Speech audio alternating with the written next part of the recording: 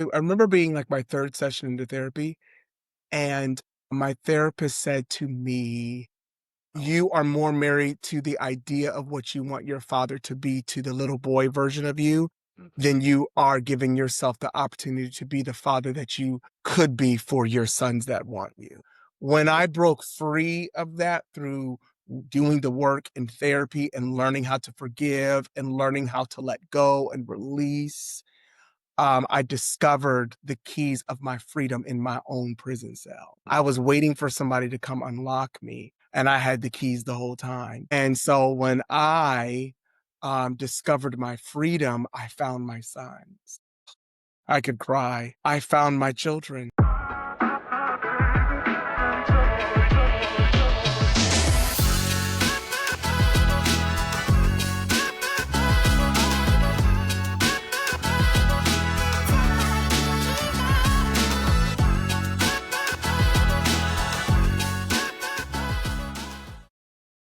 Hey everyone, I'm Aaron, and this is From Dad with Love, the podcast where real dads talk about the messy, the meaningful, and the sometimes hilarious parts of fatherhood. There's no highlight reels, no perfect answers, just presence, reflection, and a little bit of humor along the way. I am really excited today to have our guest, Jay Martin Jr., join us today and really get to spend the opportunity diving into some of the fears that may come with fatherhood, raising a son, and just, being able to talk about the journey of fatherhood. So, Jay Martin, welcome to the show. Thanks for being here, man. I'm happy to have you on. Thank you. Thank you so much. Kind of such a privilege to do anything amazing with you. So very grateful for this Man, moment. yeah, this is going to be exciting, man. So as we get started, how would you describe your family and fatherhood journey right now? Oh, my fatherhood journey today is much better than how it started. Yeah, I mean, because now I got almost a 20-year-old. Thank God for good skin, you know? I don't look like what I've been through and what raised me. Right. But yeah, I have almost a 20-year-old, and then I have a 15-year-old, and then I have a 12-year-old going on 27. Right. But, and that's Yes, yes, yes, yes. I know it's about that.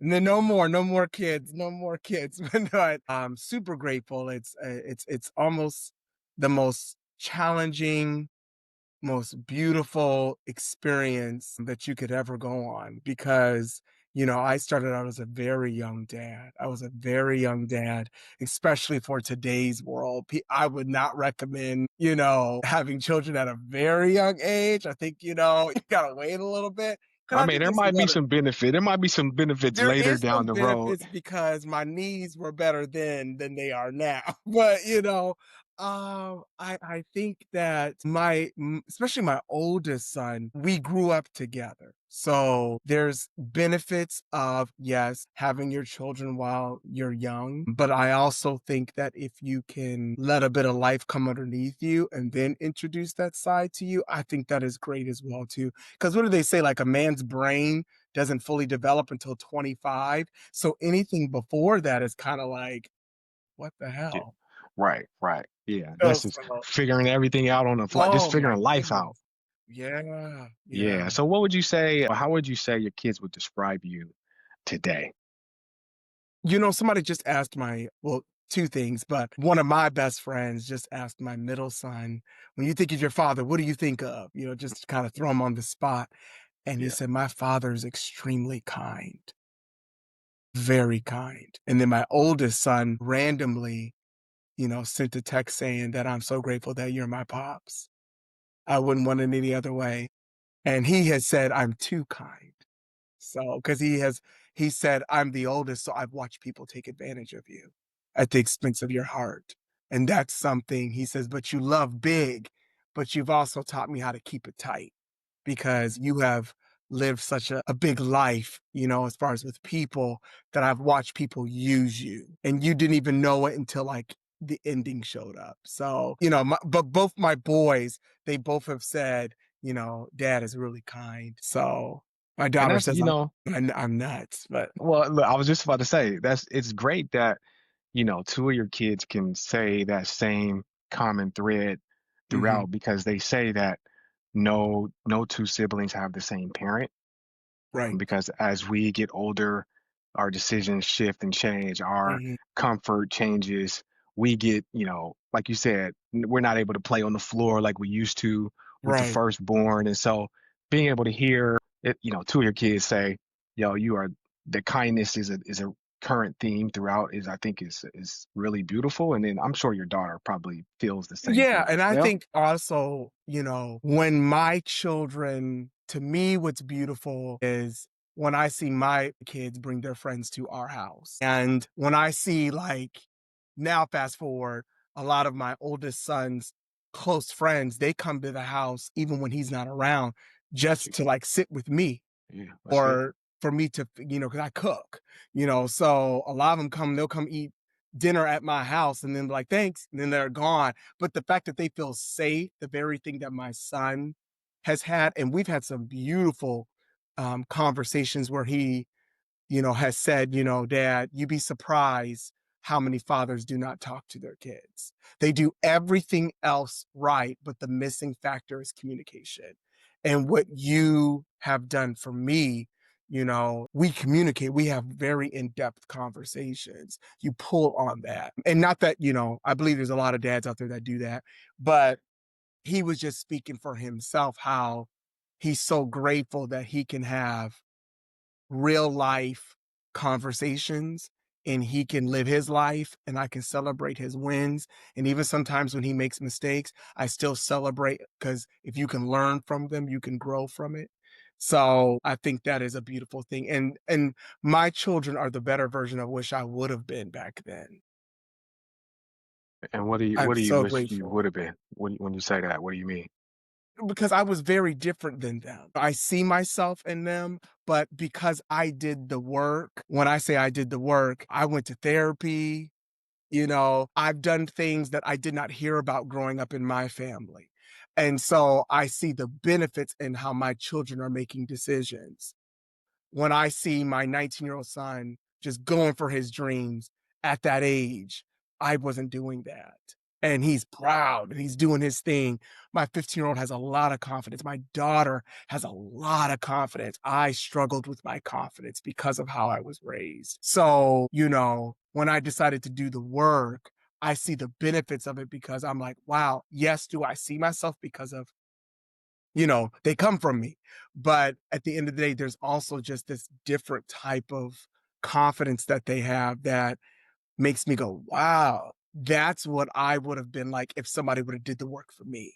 Mm, yeah. So I think that's why it's so important that us as dads, yeah, we're raising our kids, but making sure that it's about legacy. What you do today shapes tomorrow, so. Yeah. And you talked a little bit about, making the personal decision to do the work. I look at myself as someone who also made that personal decision to do the work. However, making the decision wasn't easy in the beginning.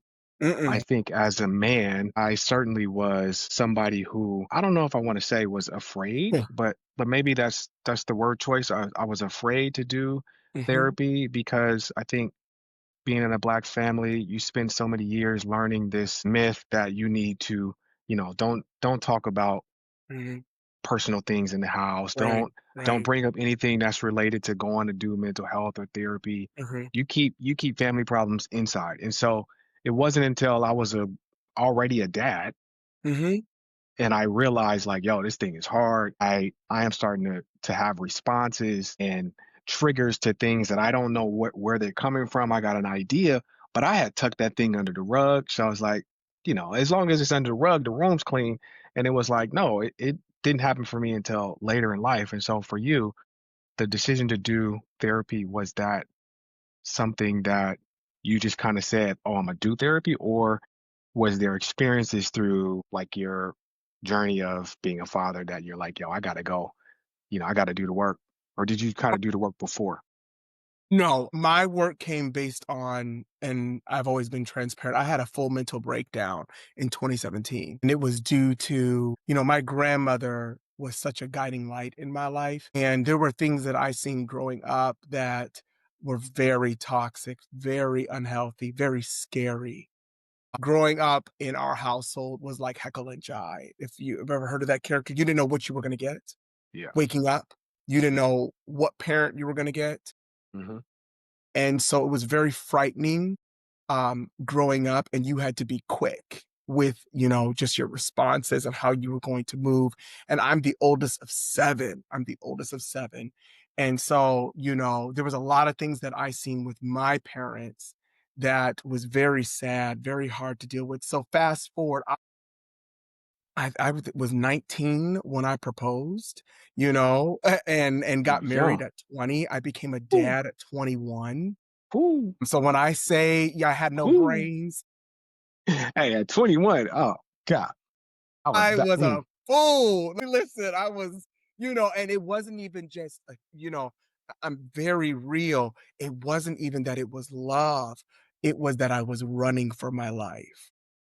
Constantly running from the trauma that I didn't know how to deal with. And I kept running into barriers, thinking that somebody would save me from what was going on in my mind. So my grandma always told me, honey, it's okay to talk about your problems, but I was so used to stuffing it and Yeah. not saying anything about it. I didn't feel safe. Nobody ever made me feel safe enough to be vulnerable unless it was my grandma. My grandmother, though, was in New York. I lived out here in Seattle. And so we would have our phone conversations, but I couldn't see her as often as I wanted to. And then I know if I was close, probably there, she probably would have walked me to a therapist. But it basically, after I became a dad at 21, I was very detached from my son, because I didn't see my son as in the beginning as at 21, 22 as, "Oh my god, my son." I saw it as, "Wow, dang, another responsibility." Yeah. You remember I'm the oldest of 7, so I Right. helped raise my siblings. So Yeah. when you make a decision, there's a result. Well, when you have sex, you get a child if you're Right. not Right. using Right. protection. So I became a dad. I wasn't like, "Oh my god, my son." For the first few years of his life, it was like, make sure you have a job, pay the bills because you have a Mhm. child. Then here comes a second child, And so it was just my mindset towards my boys. Also, for a story, I remember when I found out we were going to have our first child. Mhm. And one of my wife's friends at the time had said, "Well, I hope you have a little girl because I don't think you have it in you to raise a son." Wow. That it was like somebody had, if I was this glass, it was like somebody looked at it and chucked it Yeah. and watched me shatter. Mm. Man. And at that point, by time my son came into this world, when he came in, I was already detached because I didn't think I Mhm. was worthy to raise him. And Well, I mean, you think I about the mental capacity, like you said, at 21, you hearing messages, and a lot of those messages do filter through, yes, and we start to yeah. internalize those, right? So I stuffed that so I automatically didn't feel like I had the strength or I wasn't man enough to raise kings. I call them kings, my boys. And so, I was very insecure as a dad. Very anything I did what was needed to be done, but as far as emotionally connected, and it wasn't until fast forward 2017, my son is now, you know, 11. I have another son who's like, 6, and I have a full mental breakdown. They're seeing their dad underneath the table, crying. They're seeing their dad have these episodes. I'm not coming home. I'm sleeping in my car. And when I finally came to the end of myself, a friend reached out to me and I was trying to attempt to take my own life, and he stopped me. And I went into therapy. My grandmother was so proud of me. That was 2018. I started my therapy journey and it changed my entire world. Now, you would not know based off the work that I've done that that was my life previous. My daughter has probably gotten the best version of me because it was like I started my healing journey. Yeah. But I don't know if there's any other dads out there with my kind of story, but I can't imagine if there is another dad that you don't feel worthy. And maybe it's not my story, but I, for so many years, did not feel worthy. So I was very, I would pull back. But the funny thing is, that's how my relationship was with my dad. I did not have a good relationship with my Yeah, dad, and that's what I was about to ask you you know? because I was gonna say, like, this feeling of, like, not feeling worthy, there's 3 things, the feeling of not feeling worthy, the, piece about not being emotionally connected to your first at the time, your first kid, Mhm, and then the 3rd piece of it being feeling this sense of another responsibility, and I mhm, think it's very interesting because those to me seem like common themes that a lot of dads will experience throughout different journeys in the process. Because I can speak for myself, the idea of another responsibility. I think for me, it was the fear of not handling the responsibility well because growing up, I always had that very hard. Like any mistake I made was pointed out. Any you didn't do this right, and so having a kid, you're like I don't want to, you know, I want to make sure I handle this responsibility well. But the mhm, sense of connectedness, that was also an area that was really hard for me to feel connected to my baby girl, my daughter, mhm. especially, my wife and I talk about this sometimes. Those first couple months after your kid's born, they don't want you. Like, you know what I'm saying? No. Like, they want milk. They want mommy Yeah, milk. And like, yeah. dad, you can change a diaper. My daughter was like, I don't know. She could just feel, maybe she felt the energy in me and was like, don't touch me. Don't. But it really played with my mental because I was just like my kid don't even want me. And that was starting to play a role. So I was going to ask you, like, you were getting ready to talk a little bit about like, your relationship with your father and how did you see that showing up in those early parts of When I remember being, like, my 3rd session into therapy, and my therapist said to me, 'cause, I was going through the lows real bad, and, my wife and I were not in a good space at all, and, I remember the therapist saying to me, "I think you need to get a divorce," and I was like, "Oh my god." From from my significant other, and she said, "No, from your father. You are more married to the idea of what you want your father to be to the little boy version of you than you are giving yourself the opportunity to be the father that you could be for your sons that want you." That shook me from that point on because, see, I was living a life of chasing after a man that did not know how to love me. That story is huge. We don't have the time. But I learned because my father lived a life, if you behaved, you belong. yeah. And that behavior is based on what made him feel good. Mhm. And so I spent my whole life running after trying to please somebody that, at the end of the day, it just was never enough. And I forgot that I had my own children because I still see myself as a child trying to get the approval of my father. When I broke free of that through doing the work in therapy and learning how to forgive and learning how to let go and release, I discovered the keys of my freedom in my own prison cell. I was waiting for somebody to come unlock me, and I had the keys the whole time. And so when I discovered my freedom, I found my sons. Mm, mm, I could cry. I mm. found my children. See, up to that point, I had responsibilities. I didn't have children. Yeah, yeah. 2 different worlds. I didn't see them as my own. I didn't see them as legacy. I didn't see them as a second chance. I was living my life didn't see myself as a man. I saw myself still as a little boy that was broken. When I began to heal that space in my life, I discovered how amazing my children were. And I realized that a lot of my quirkiness or awkwardness, my boys have it. Mhm. And now, fast forward, it's been years now. I can have conversations with my oldest son. And he goes, "Wow, that's like me." And we laugh about it now. He's like, "Wow, that's kind of like me." We'll talk about like a little bit of girls, like, Yeah, yeah. how I was in high school, you know, and they all have their different ways of doing things. But my boys, you know, It's so special to me. Now you would think because, you hear daddy's little girl, mama's boy, Mhm. but it's been I have that, but the most healing space has been with my sons and I, because I didn't think I was worthy to raise sons based off the things that were in my mind.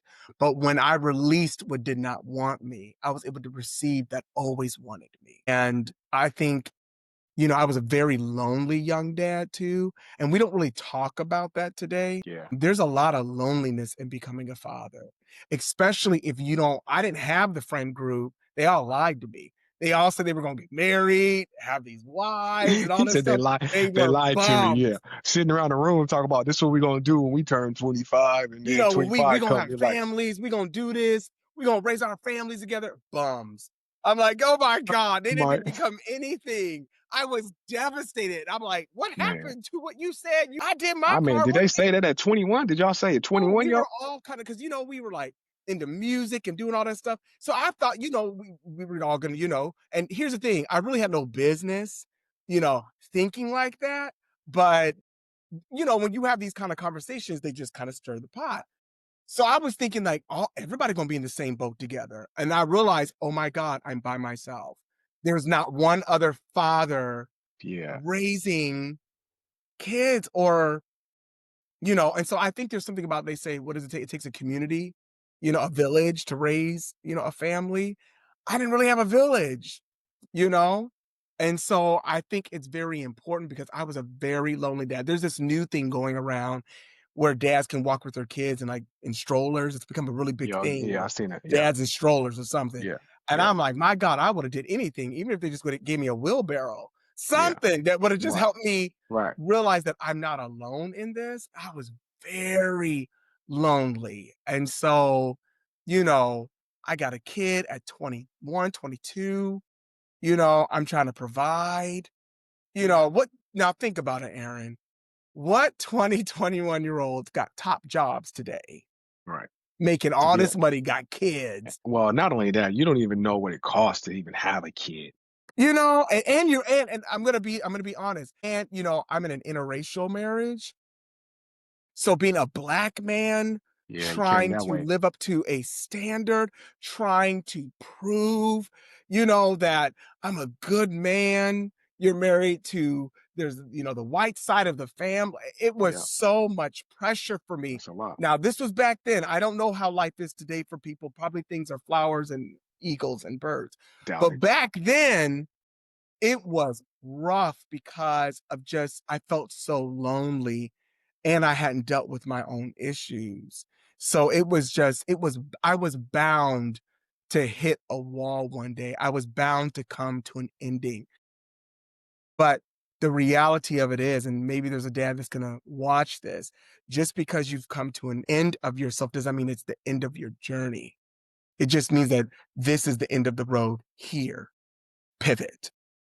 Pivot might be take another route, open up and talk to, find somebody to talk to, go to a therapist, get a mentor, get a counselor. I didn't really have any of that, at that age. And so that's why the story is very different than a lot of stories I've heard with dads. And I'm like, I was so young, I did not know where to go, how to go, you I know. mean, but what I find interesting is like there's a now I'm not saying there's endless amounts of resources and things out there, but I'm like there is a lot of information out there now for dads Right, that right. you can learn about parenting and taking fatherhood classes and Yeah.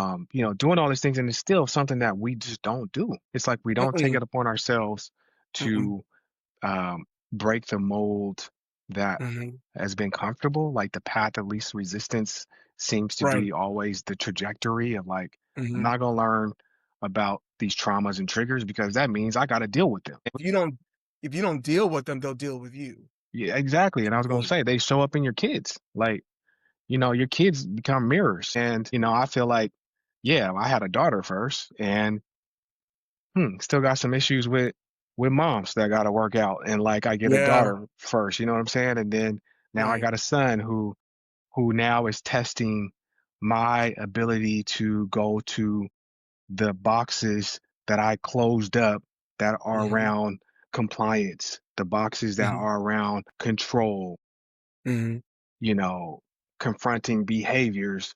Now my son is like, he's in that box. And now he's opening up those things, which were tied to my father, who was heavily around compliance and like, mhm. discipline and not being disobedient. So that's the thing, man. We got tons of resources, but a lot of dads just don't want to take that path. And I don't know, how do we Yeah. get to a point where fathers realize there is a different, path that we can take.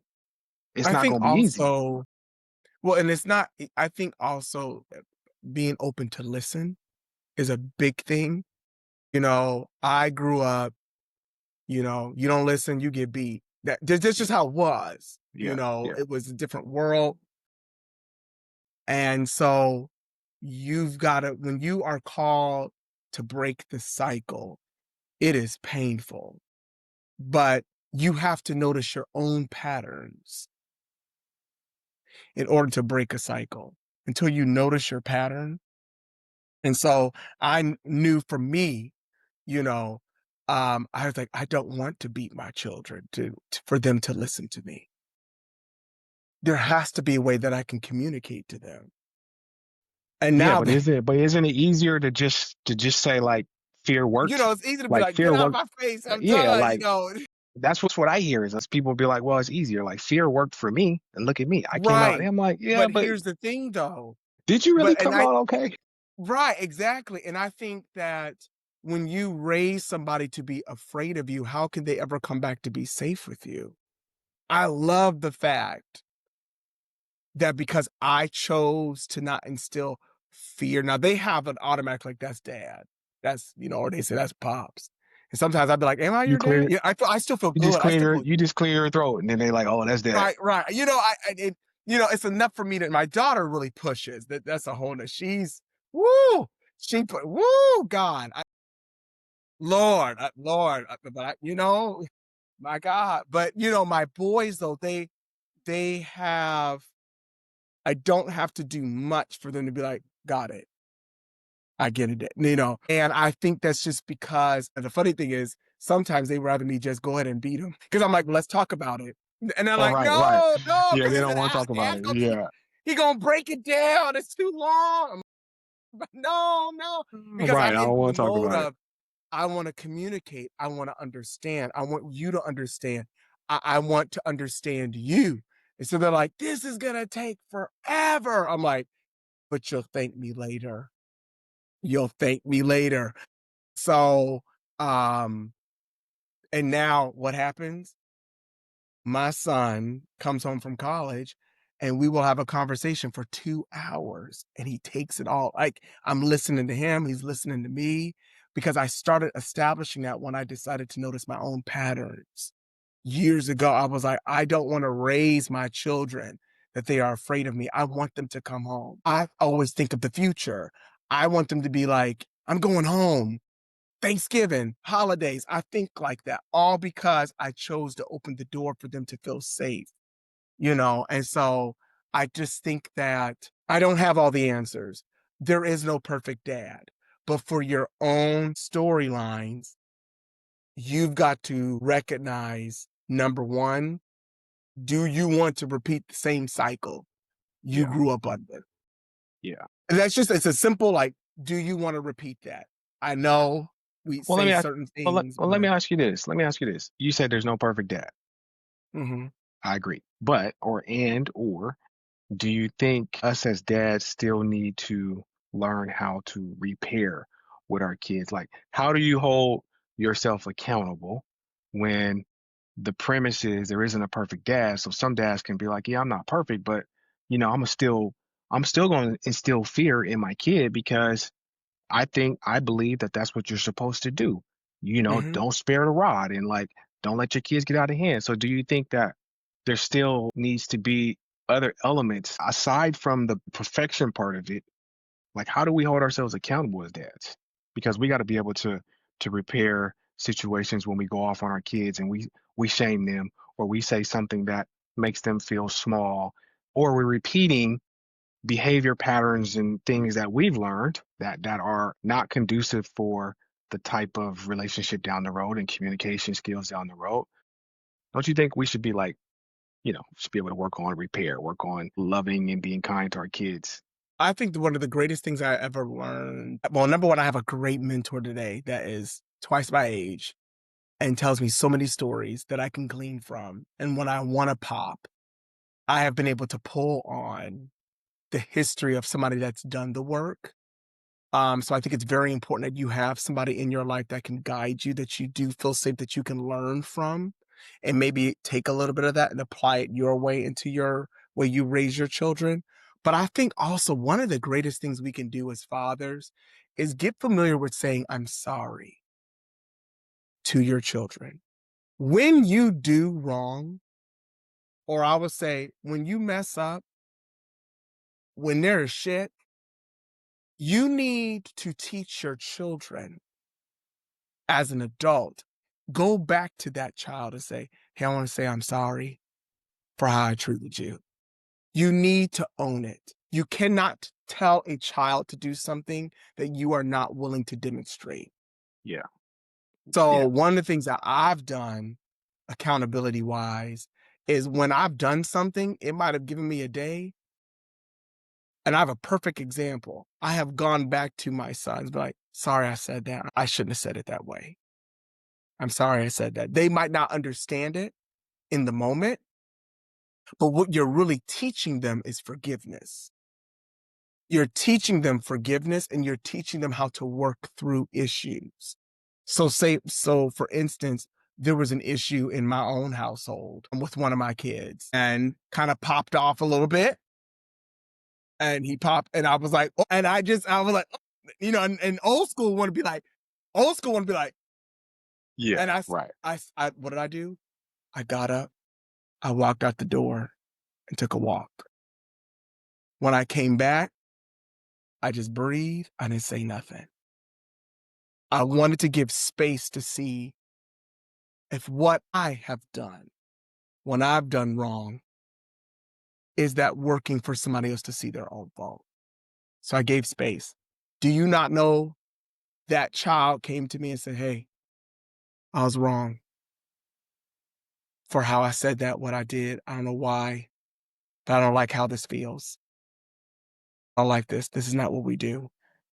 I'm sorry, Dad, because I chose to do the work, because I chose to recognize the pattern, because I didn't want it to be like, well, it is what it is. Bye. Instill fear. Do what I say or you're out. I chose communication. You got to do the work, and the work is not today and then start and stop. You got to be real. It's hard. You got to be consistent with it. You're going to make mistakes. We're humans. I have messed up my own, like, I have a new way of doing it. I have messed that up, but I have noticed that my consistency pays off. And I saw it pay off when one of my children came to me and got it right with me. And then I turned around, hugged him, and I said, there's nothing that you could do to separate my love from you. Man, I I'm mean, that so happy though. it's amazing that That you can was tell my that. entire, because that's why I said, until you as a father can recognize, like, do you want to repeat what you did not want to receive? So how do you, and I know we can use the excuse of like, well, I didn't see it. I didn't have an example growing up. Well, neither did I. Now you gotta remember, their family might still be like, nah, this is the way that this is how we raise kids in our family. And so they don't see another way. Right. And so all these gems that you're pulling out and talking about, I think is so beautiful if we can get to a place where we do have that community of dads that can tell those stories like yours, that can say, like, this is the work that's necessary because a lot of dads, you talk about repair, I mean, you talk about apologizing, like that I've never, for me, that's a listen, hard I thing. never heard that growing up. What? Yeah, like you don't see Yeah. that. You don't see I've your never heard dads that growing up. apologizing for what they say. I'm the adult, you're the kid. I don't need to apologize for anything I say. That's what Hmm. I grew up with. And so Right. even for me, Right. it's a struggle because I realize going back to apologize, I feel like I am an 8-year-old kid going to my parent. and I'm getting ready to Mm, tell my dad I'm sorry for what I did. And so I see the importance of apologizing to my children. And it's a challenge for me mhm. at times because I realize that skill set I didn't get to practice when I was a kid because there was no conversation. My parents were like, "We are the adults. When we talk, you will let you know when you join in on this conversation, or we say what we need to say, and you can go ahead and head to your room. And if you don't go to your room, I'm gonna give you a reason." And so I didn't have the practice, and so now you know what I'm And saying? don't Like, get me wrong, I've done listen, I have listen, still to this day, there are moments where like, I don't got it. Today is not it. Listen, I'll be like, little Johnny, I don't got it for you. Sarah, go sit down. There's times where my kids' names are Johnny and Sarah, because I feel like sometimes those names my can cut up. yeah, But yeah, I'm yeah, like, little Johnny, little Sarah, get out my face. I don't got the grace for you today. So, like, I have oh, again, but then I gotta go back. yeah, yeah, yeah, Remember, you are breaking the yeah, cycle. But just because you are yeah, breaking the cycle doesn't mean old habits won't come up. And that's where grace kicks in because there is no perfect father. So, but again, it's the fact that you are aware that you want to break yeah, this. That's a big thing. yeah, Sometimes you're just not even aware until one day there's a big disruption. You're like, wait, my son never calls me. yeah, Wait, yeah, I have not heard from my daughter in how many years? That's because you chose to raise them just like your mom and dad did. yeah. I know, and And that now, here's the comes with thing, grief and loss. how we were raised, well, yeah, but then not only that, bro, but today's world's different. Technology has advanced. There's a lot of things that are out here today that we did not have. So now these younger people, these younger kids, they're not putting up with our unemotional, our non-therapeutic, we don't want to do the work. They're like, Yep. Or they go into their friends and their friends' parents. the excuses that we used to have, they're telling us. My daughter will say, "Did you do therapy today, Dad? How's therapy going for you?" This is that generation Yeah, yeah, alpha. Like they're not putting up. So you, as a parent today, we've got to make the conscious effort if we're going to make sure that we can be there for the next generation that came from us. We've got to make sure that we are doing the work. And that we're not giving excuses of, well, look where I come from. That's not going to work tomorrow. yeah, That's yeah, not going to work. You're going to have to find a way. It's going to be like me and you on the phone and like, how do we work through this? How do we, and just having somebody to talk to about it, you'd be surprised how that just, you know what? Maybe I'll try something different. yeah, yeah. So you said early on, I think in your form, you also mentioned like just the challenges of raising sons, right? And so what about raising sons creates sometimes a fear raising men, black men? Well, first of all, both my boys are into sports. I like sports though. It's great to watch. I didn't grow up doing sports. My kids are so athletic. I was a creative. And so here I'm thinking about the sky and the water and the ocean. My boys are like, the quarterback, the ball player. And so I felt that disconnect, Yeah, because here I was creating this world and thinking of my children, like, I'm doing this for you. But I also realized sometimes, and you don't got to make it a big thing. Sometimes you need to learn as a father to step into their world and get an understanding because, as fathers, we're trying to be a provider. We got to work these jobs. We got to make sure there's food on the table. Like we got to do what we got to do. But one of the ways that I was able to get past fear for me because I was watching my boys advance in something that I did not know. Especially after going through a lot of loss in my life, I started to try to figure out a way to just understand what is an interest to them.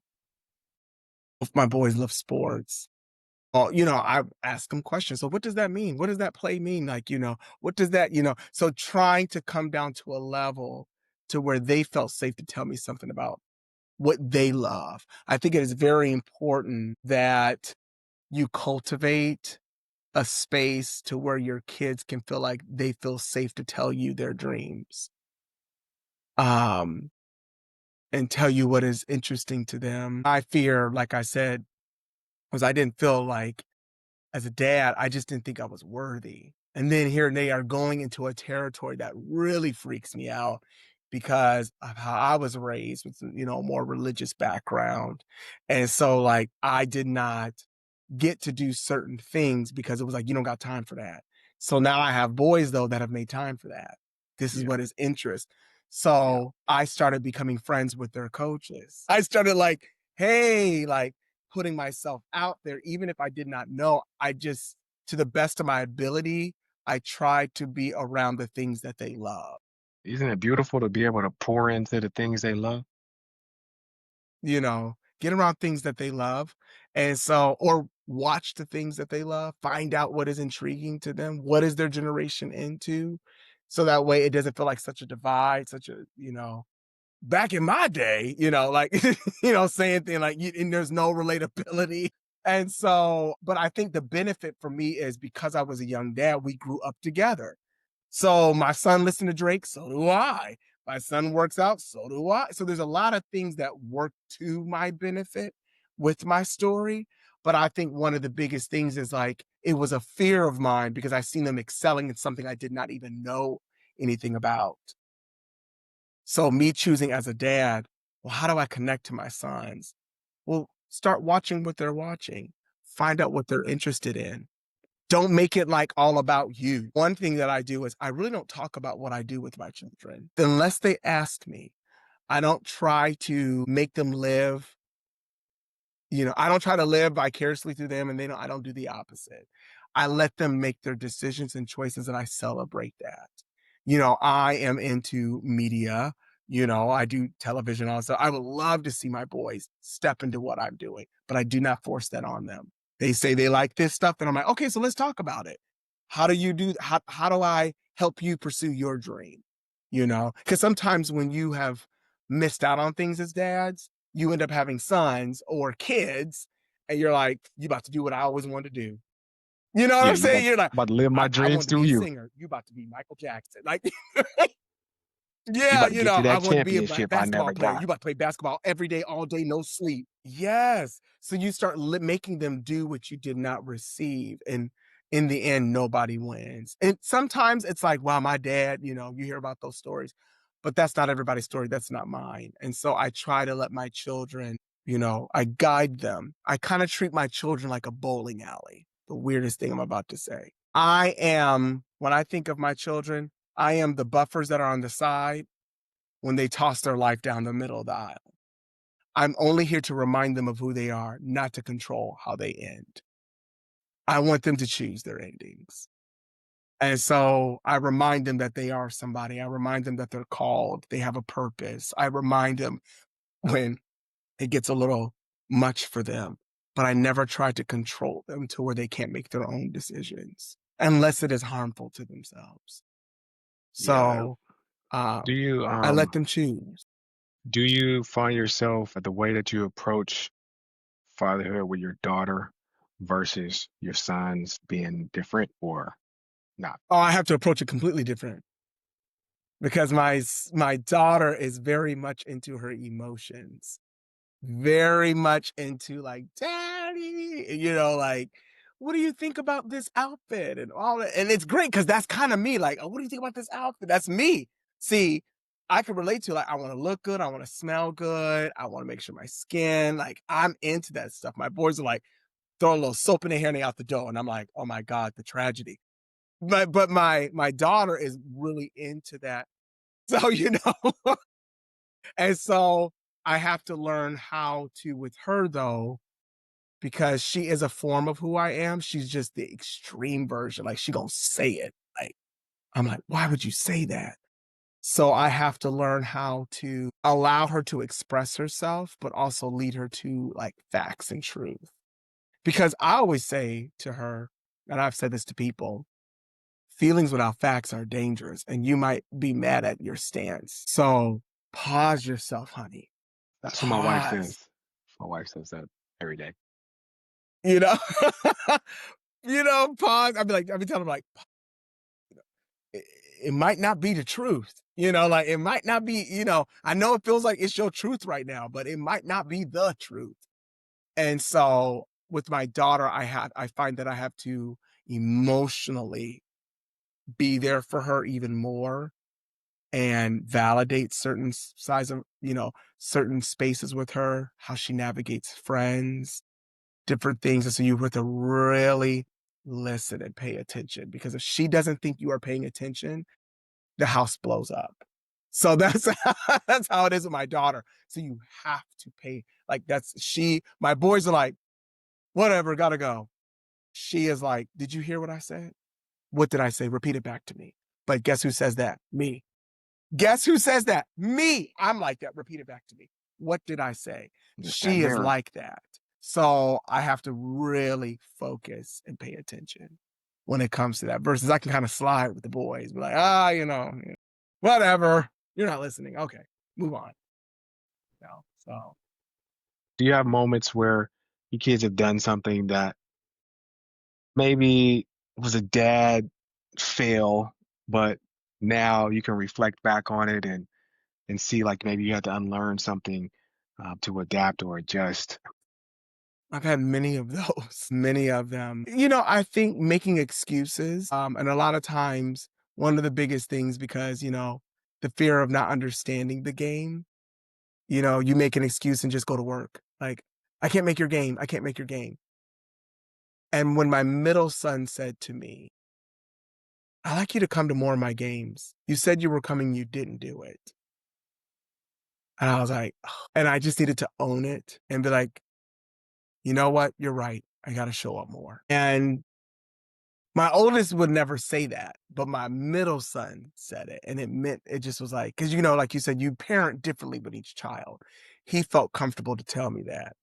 And, we got a little emotional about it. And I said, okay, I guess my presence is important, even if I don't understand it. And I think as dads, the power of our presence in the house, or the power of our presence showing up is everything. Now, he don't realize I gotta work, I gotta provide, I gotta do what I gotta do. But there is something significant about you showing up. And a lot of times it's just the fact of us being there. It means so much, and it brought me back to when I was a kid and I would do certain things and my father was not there. And the feeling of you see everybody else's dad, but your dad ain't there. And I didn't want to be that for him.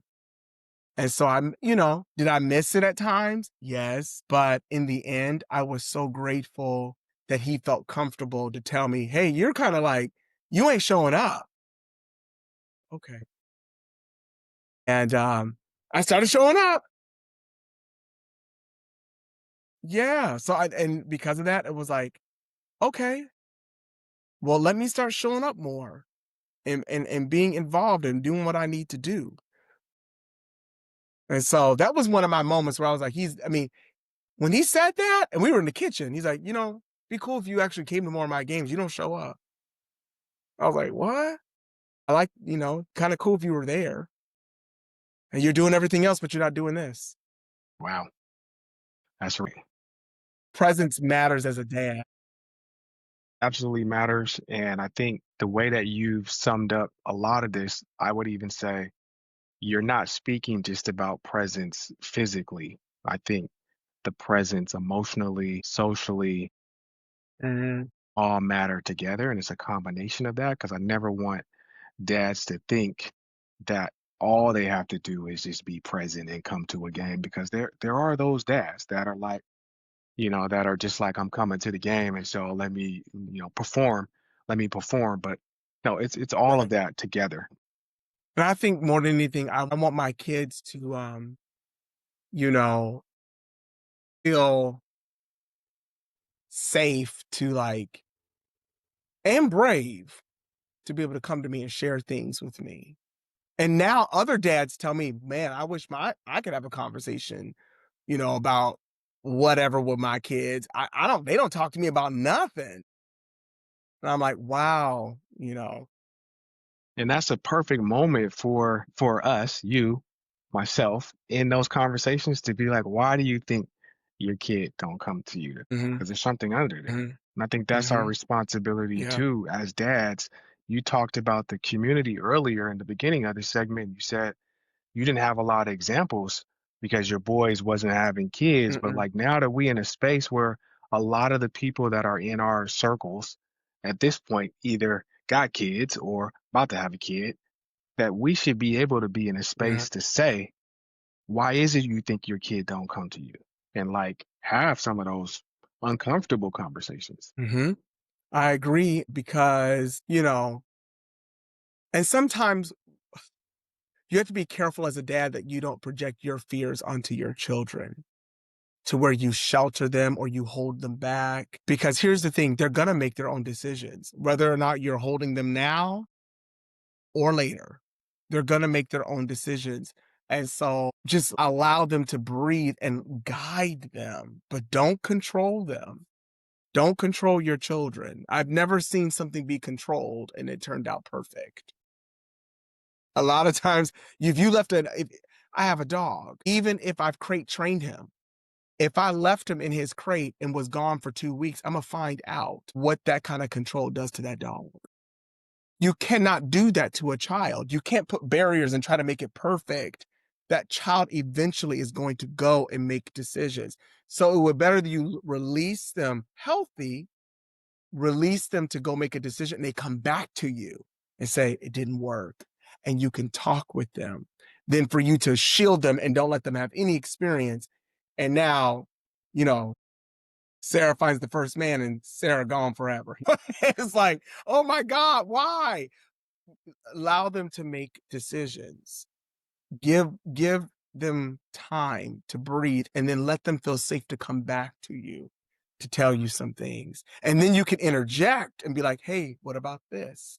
Or what about that? Or I've been through this." And I think another big thing for us as dads is don't forget where you come from. Don't forget that you were once nuts. You were once out there, you once were drinking a lot, or maybe you had secrets, or maybe you did things that you are not proud of, tell your kids. I think that is why my boys and I have the relationship that we have, especially my oldest son, is because I tell him all of my experiences. And so he feels cool enough to tell me his experiences when he's ready.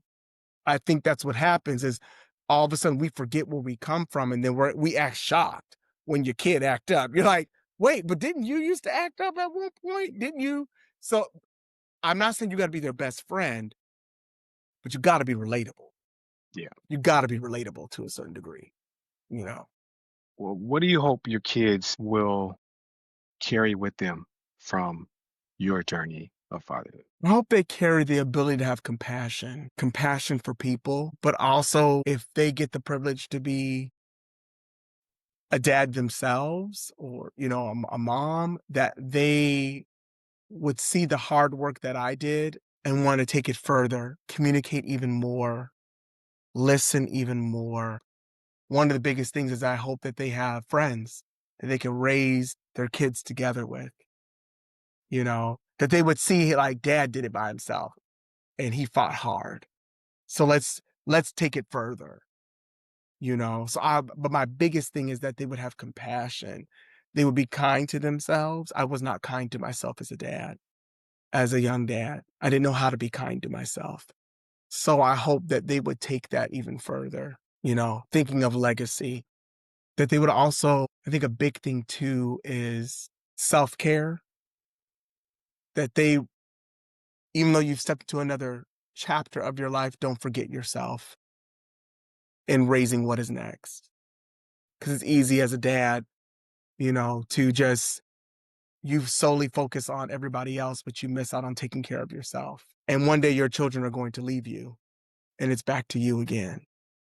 So hopefully you don't lose yourself within parenting because you can do that. So I hope that they don't lose themselves in creating a family because that's what I did. It took me a long time to find me again. And thanks for sharing that.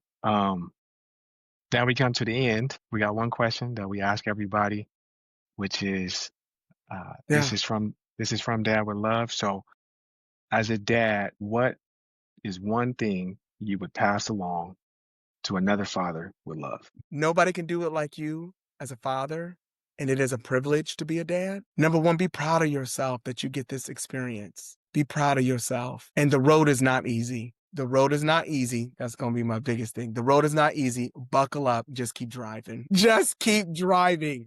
You will get there. Just keep driving. That's all I got to say.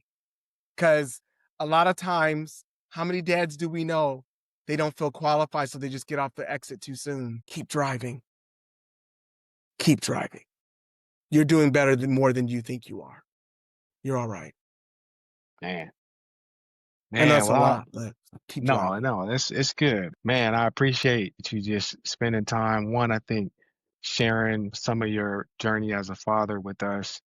Also, just really taking us down into the deep corners and parts of fatherhood that I think we don't talk enough about, being able to seek out mental health and being able to want to change the legacy and the trajectory of your family by doing what's necessary and doing something different.